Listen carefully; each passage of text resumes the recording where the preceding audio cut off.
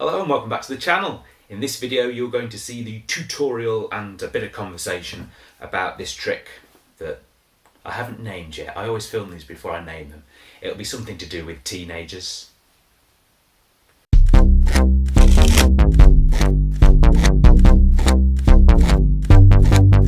The Great Woo, the Great Woo Ding, the Great Woo Ding's gonna do a thing.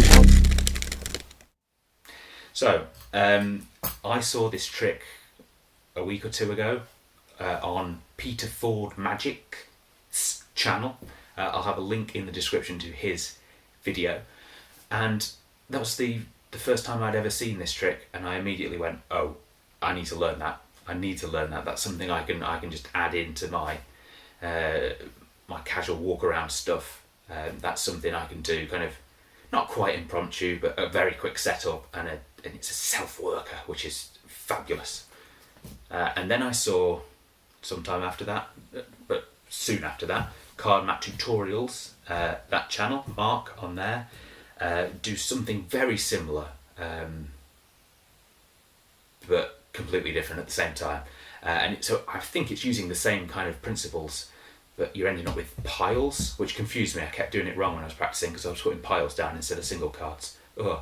But I'd encourage you to go and watch both of those and see what you think and see which version is best for you. So I'll teach you how to do it and the reason why I did it with the teenage patter. So the setup is your four aces.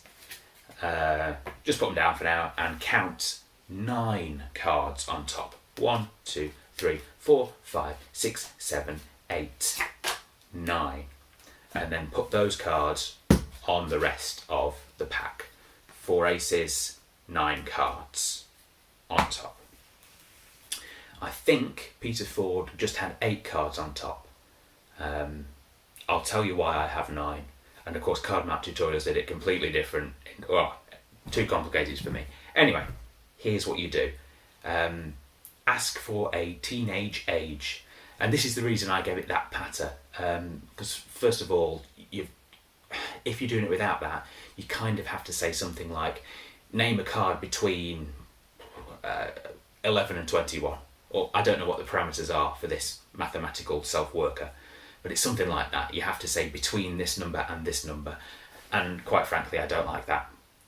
That makes me immediately think, what's going on here? Something, is it mathematical? Why can't I have 32? I'd want to choose 32. Often in card tricks you might say pick a number between 1 and 52. But even that's limiting, isn't it? You can't have 1, you can't have 52, pick a number between. I want to pick any number I like.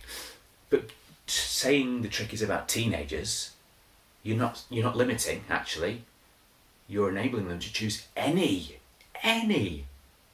teenager card. So technically you're limiting, but hopefully you're not triggering why are you saying between 9 and 22 or whatever it is? No, this is a teenage trick, therefore it's quite perfectly fair and acceptable to pick a teenage age. So I thought that was helpful. And then hopefully your spectators aren't thinking, well, why? You've explained why. It's a teenage trick. And it works with any number. Any number they say, a teenage number, this will work. So let's say they have 14. You just count down, dealing them 1, 2, 3, 4, 5, 6, 7, 8, 9, 10, 11, 12, 13, 14. Okay? Then you add the digits, 1 and 4, 5, and put 5, deal them back from that pile to the pack. 1, 2, 3, 4. Peter Ford would have dealt 5, I think, but the reason I put 9 cards on and not 8 at the start is so I can go 5. That's the final number. Therefore, that's the card that I put down, 5. Then drop the balance on the pack. Do it again. You can pick any teenage age. Let's go 13 just because it's a lower number. 1, 2, 3, 4, 5, 6, 7, 8, 9, 10, 11, 12, 13. 13, 1 and 3, 4, 1, 2, 3, 4. Emphasise that the number 4 There it is. Drop the balance on the pack. Give me another one. 15. 1, 2, 3, 4, 5, 6, 7, 8, 9, 10, 11, 12, 13, 14, 15. 15. Do the maths again. 1, 5, 6. 1, 2, 3, 4, 5, 6. So you deal them onto the pack. When you get to the number 6, put it down. Use the patter I used if you want. If you want to come up with a joke for every teenage age, go for it. I just said some stuff, I don't know. Drop the balance, the remaining cards, on the pack, and do it for a final time. I'm just going to do 13 again because it's the lowest number. 1, 2, 3, 4, 5, 6, 7, 8, 9, 10, 11, 12, 13, 13, 1 and 3, 4, 1, 2, 3, 4.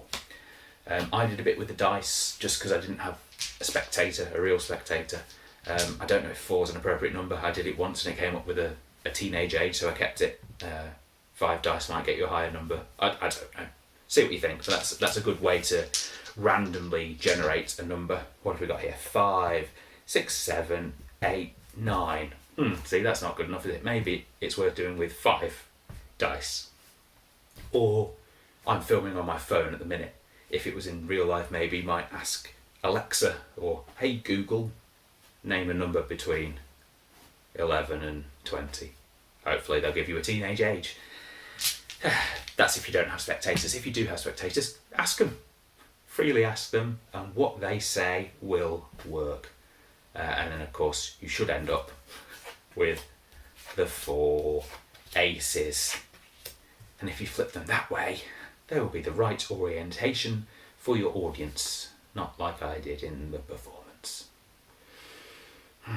So there you go. Thanks again to Peter Ford Magic and Card Map Tutorials. Not that you know you were aiding me in this trick. I loved both of your versions. Thank you for putting those videos up. And I've not come up with this pattern to say, haha, mine's now better than yours. Not at all.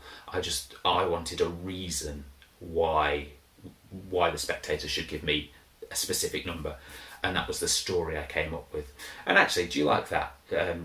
Commentators, put in the comments, do you like when magic has a story going along? Is that helpful? Is that unhelpful? Do you find spectators kind of come on board with that and live it a bit more? Or is it just pointless waffle and you just want to see something quick? Because that's quite a long trick.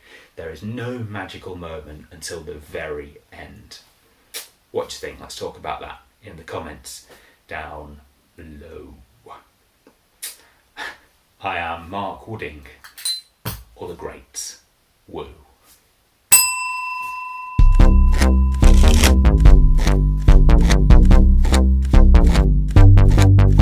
The Great Woo, the Great Woo Ding, the Great Woo Ding just did a thing.